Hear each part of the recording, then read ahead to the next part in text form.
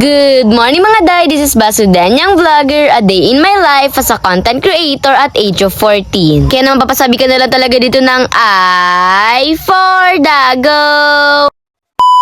Hi guys! Samahan niyo naman nga ako ngayong araw sa aking mga kaganapan bago nga talaga ang New Year's Eve. Grabe, New Year na talaga. Paano ba naman pagpunta pa nga lang talaga namin sa sentro? Talagang sobrang dami na nagbebenta ng toroto. Alam ko na medyo late na ang vlog natin pero wag kayong mag-alala. Promise ko sa inyo, i-upload ko rin kaagad-agad yung New Year's Eve kaganapan ko bukas. By the way, nasa diet nga po pala kami for today's video dahil nga meron talaga akong schedule ngayon ng injection ko. Pero pagkarating nga talaga namin dun sa mismong papaturukan ko, wala nga at sarado nga talaga ang gate. Babalik na nga lang talaga kami sa January 2 kapag nga talaga open na sila.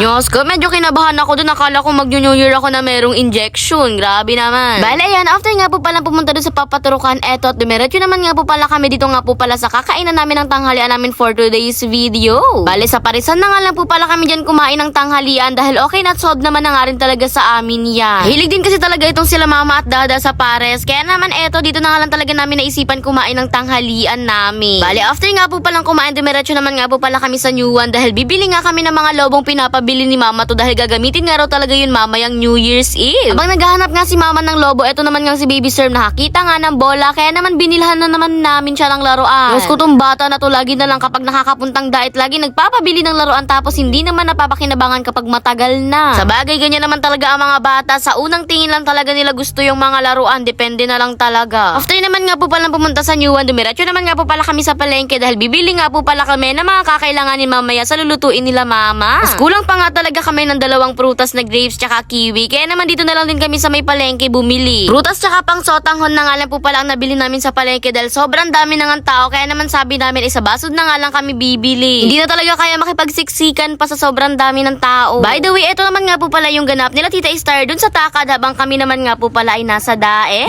Busy na nga talaga sila dyan sa pag-decorate at talagang inagahan na nga talaga ang pagde-decorate para naman mamayang gabi hindi na nga talaga ma-rush dahil magluluto pa nga talaga. O ayan, unahan ko na kayo, napasobra na naman yung word ko na talaga. Tinalian na nga lang talaga nila Tita Star tsaka nila Tito Aldrin. Ito nga po pala mga lobo dito, paano ba naman hindi nga talaga sila madikit-dikit? And ayun, habang busy sila sa pagde-decorate, nasa basod na nga kami na mga oras na yan bumibili ng toroto. Talaga naman. Grabe naman talaga ang mga person na ito, daig pa nilang mag-iingay ng sobra-sobra mamayang gabi. Hala, hindi. Garating naman nga po pala namin ng Takad itong si Baby Storm kung saan-saan na naman nagsususuro. Kapit-kapit niya pa nga dyan yung torotot niya na hindi niya na mabitawan. Noon nga ayaw ni Baby Storm sa tunog ng torotot dahil sobrang ingay naman nga. Tapos ngayon, itong si Baby Storm na ang nag-iingay gamit ang torotot niya. O diba? Sobrang bilis talaga ng panahon. Grabe, akalaan nyo 2026 na agad. Bale, nagpapalobo nga po pala dyan sila mama nitong mga lobo. Para nga may dagdag design naman daw dito sa may backdrop namin. Ewan ko ba kung backdrop ang tawag dyan. Finally, natapos na rin nga po pala nila dyan ito nga po palang decorations namin dito. And so far, so good naman siya. Sobrang ganda namang tignan ng color combination. Bale, pagkatapos naman nga po pala, ito ang mga person nagpunta na nga dito sa tindahan. Paano ba naman magluluto na nga sila ng kanya-kanya nilang lulutuin. Habang nagluluto nga talaga sila kuya to ng adobo sa labas. Ito naman nga po palang si Dada nagluluto naman nga po pala siya dito nito nga po palang buttered shrimp. At habang nagluluto naman nga naririnig ko ang mga bata dito na sobrang nag-iingay na talaga sila ng torotot nila na para bang sobrang excited. Dahil nga halos lahat nga ng people dito ay busy. Ako na muna ang naging tindera for today's video. Yes po, opo, nagka-calculator pa yan siya dahil sobrang hirap talaga mag-compute mga belalo na kapag sobrang dami ng bumibili. Talagang nalulutang na ang utak ko. Unti-unti na rin nga po pala natatapos ang mga person dito magluto at ito nga po pala ang ginawa ni mama, ang kanyang special na maha and grabe, sobrang sarap niyan. Fast forward na rin nga po pala, hindi ko na nga masyadong na-video pang ibang mga kaganapan dahil chinarge ko na yung cellphone ko dahil sobrang dami na naman siguro namin gagawing TikTok and for sure